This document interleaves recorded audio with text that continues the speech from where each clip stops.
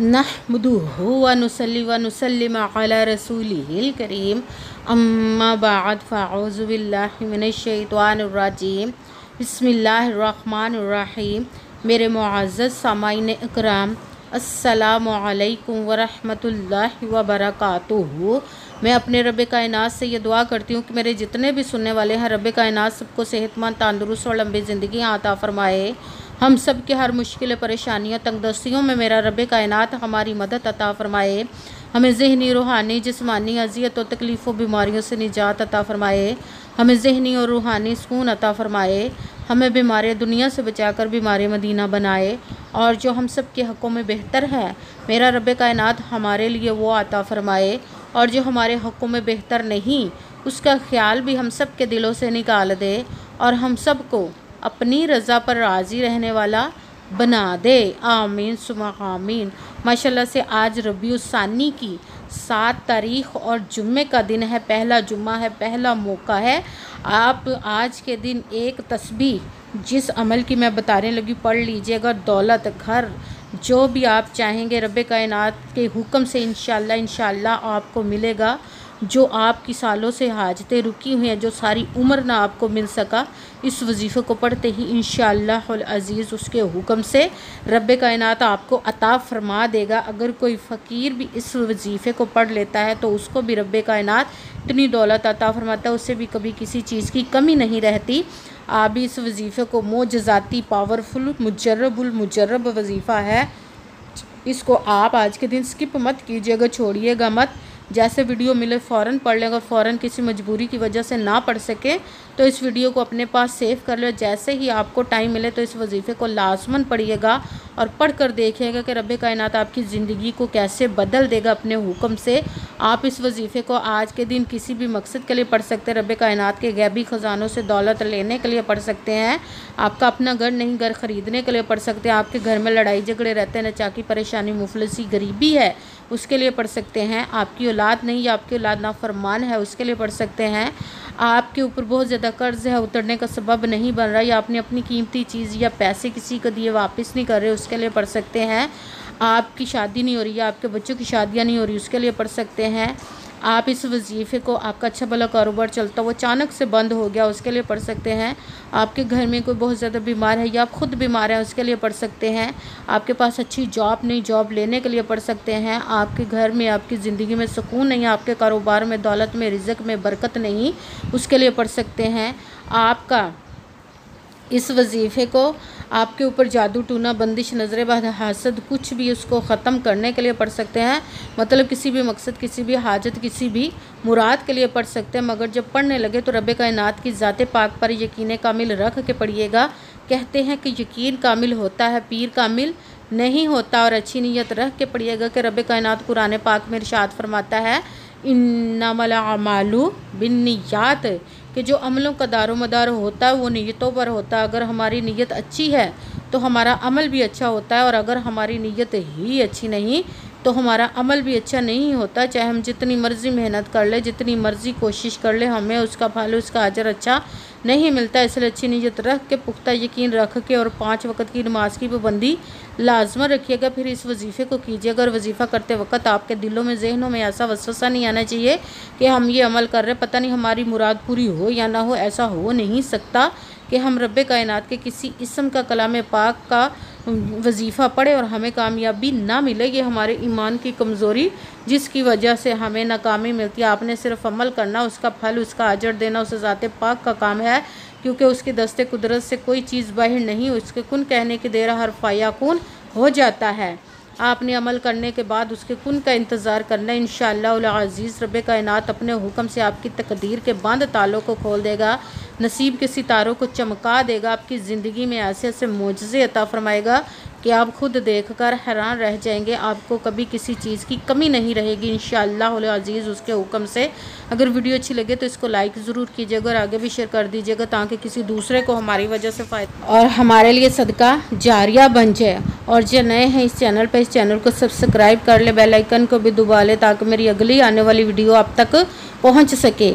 अगर कोई मुझसे किसी मसले के बारे में इस्तिहारा करवाना चाहते हो, किसी काम का हिसाब लगवाना चाहते हो, किसी काम के लिए वजीफ़े का पूछना चाहते हो, या कुरान पाक ऑनलाइन पढ़ना चाहते हो, महफिल मिलादुन नबी के लिए बुलवाना चाहते हो तो व्हाट्सअप का नंबर वीडियो पर चल रहा है, आप लोग मुझसे रब्ता कर सकते हैं। अगर मेरे भाई या बुज़ुर्ग मुझसे रब्ता करना चाहते हो तो व्हाट्सअप पर वॉइस मैसेज करके अपना मसला बता सकते हैं।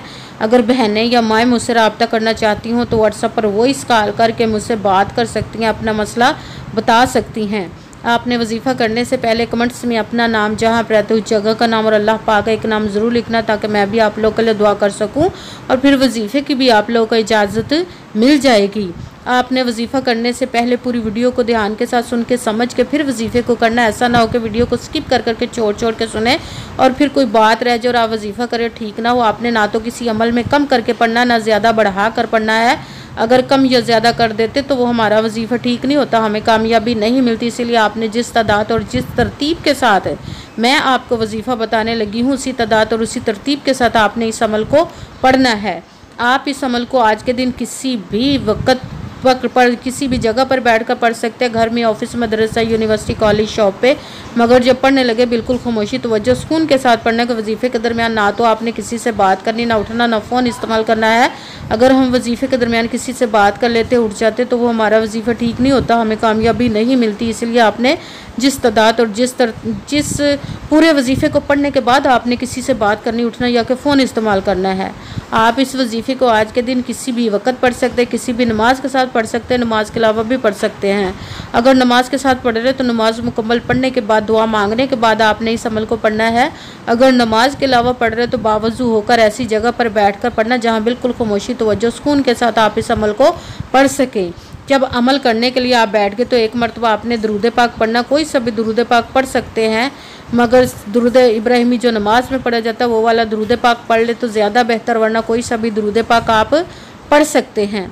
दुरूद पाक पढ़ने के बाद आपने एक मरतबा आऊज़ु बिल्लाहि मिनश शैतानिर रजीम बिस्मिल्लाहिर्रहमानिर्रहीम पढ़कर अपने मकसद की नीयत करनी, जिस मकसद, जिस हाजत के लिए आप इस वजीफ़े को पढ़ने लगे हैं। फिर सबसे पहले नंबर पर जो आपने वजीफ़ा पढ़ना है वो है रब कायनात के दो इसमों को मिलाकर पढ़ेंगे तो एक गिना जाएगा, या हय्यू या क़य्यूम, या हय्यू या क़य्यूम, या हय्यू या क़य्यूम, या हय्यू या क़य्यूम, या हय्यू या क़य्यूम, या हय्यू या क़य्यूम, या हय्यू या क़य्यूम। इसको आपने 11 मरतबा 11 टाइम पढ़ना। फिर शायद दूसरे नंबर पर जो वजीफ़ा पढ़ना, पहला कलमा का पढ़ना है, चाहत मोहब्बत के साथ पढ़िएगा, ला इलाहा इल्लल्लाह मुहम्मदुर रसूलुल्लाह, ला इलाहा इल्लल्लाह मुहम्मदुर रसूलुल्लाह, ला इलाहा इल्लल्लाह मुहम्मदुर रसूलुल्लाह, ला इलाहा इल्लल्लाह मुहम्मदुर रसूलुल्लाह, ला इलाहा इल्लल्लाह मुहम्मदुर रसूलुल्लाह, ला इलाहा इल्लल्लाह मुहम्मदुर रसूलुल्लाह। इसको आपने 100 टाइम, एक तस्बीह 100 मरतबा आपने पढ़ना, ना एक कम ना एक ज़्यादा, पूरी एक तस्बीह पढ़नी है। फिर आपने तीसरे नंबर पर जो वजीफ़ा पढ़ना है वो कुरान पाक की एक आयत का वजीफ़ा पढ़ना, हस्बुनल्लाहु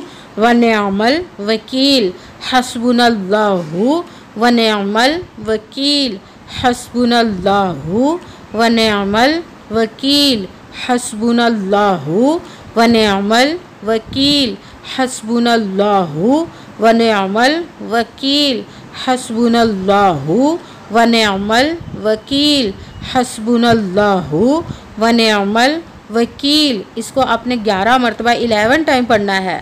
सबसे पहले एक मरतबा दुरूद पाक पढ़ा, फिर एक मरतबा आऊज़ु बिल्लाहि मिनश शैतानिर रजीम बिस्मिल्लाहिर्रहमानिर्रहीम पढ़कर अपने मकसद की नीयत करनी। फिर पहले नंबर पर जो आपने वजीफ़ा पढ़ना है, रब कायनात के दो इसमों को मिलाकर पढ़ना है, या हय्यू या क़य्यूम।